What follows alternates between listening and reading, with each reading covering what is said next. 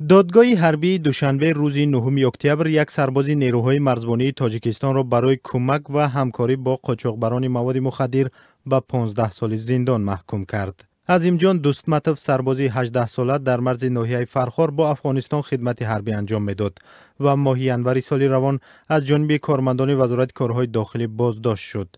یک منبع آگاه از جریان مرافعه روز 9 اکتبر بر رادیو آزادی گفت که دوستمتوف بر اساس 4 ماده کودکس جنایتی معاملات مواد مخدر با استفاده از مقام خدمتی، کنترابند و گذراندن قاچاق از سرحد دولتی، تشکیل واردشوی غیرقانونی شهروندان خارجی با مصلحت پیشکی و ویرانکنی قاعده‌های بجا آوردن خدمت سرحدی گناهکار دانسته شد.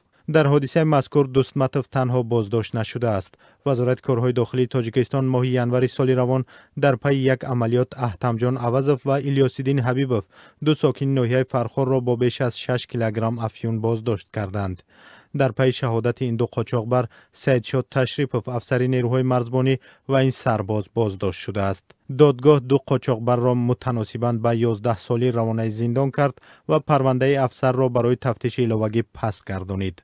روز 9 اکتبر دادگاه حربی اعلام کرد که عظیمجان دوستمتوف به گروه قاچاقبران تاجیک اجازه داده است که با عبور مرز دولتی با قاچاقبران افغان داد و گرفت انجام دهند.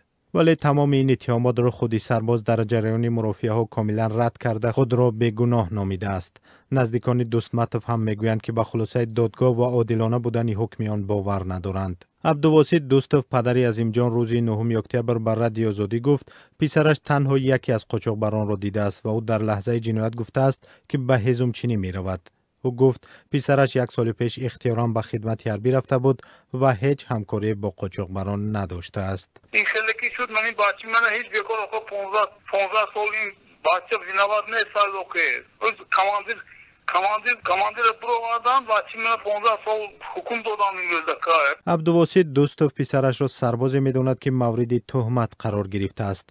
تاجیکستان با افغانستان بیش از 1400 کیلومتر مرز مشترک دارد.